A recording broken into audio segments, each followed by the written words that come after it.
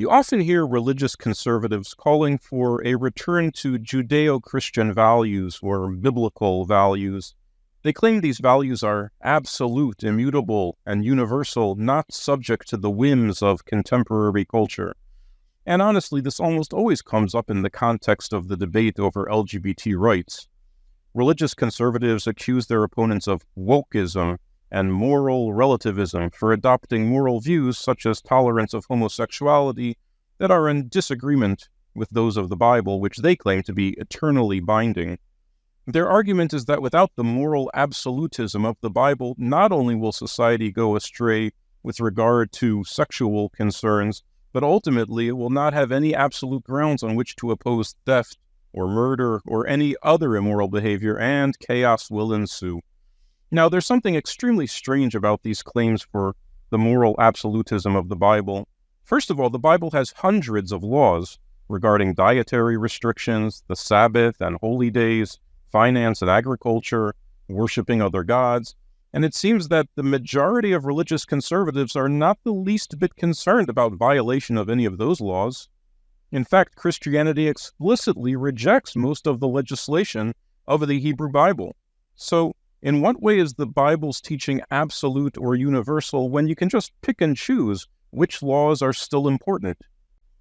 And let's actually look at the Bible's morality. The Bible condones or actively encourages genocide, explicitly killing civilian women and children, slavery, blood vengeance, forced marriage, executing rebellious children, executing Sabbath violators, executing blasphemers, executing adulterers, executing homosexuals, and so on and so on.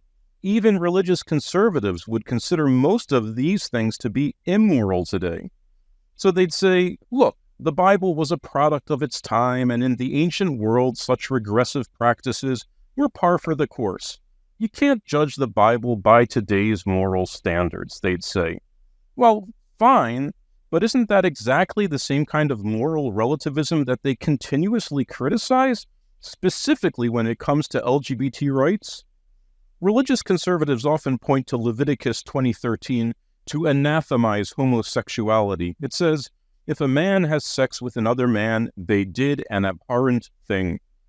But if you were to suggest that they actually go out and stone their homosexual neighbors to death, they would be horrified at the immorality of such an idea. But that's the end of the same verse. It says, they should be executed. So is the beginning of the verse an example of absolute unchanging biblical morality, but the end of the verse is immoral and obsolete, a product of its time? In the end, there is no method for declaring certain biblical passages as absolute and universal and other passages as obsolete. It's ridiculous. Conservatives are taking their discomfort with modern sexual expression and seeking moral justification in a book that they themselves see as in large part immoral or at best obsolete.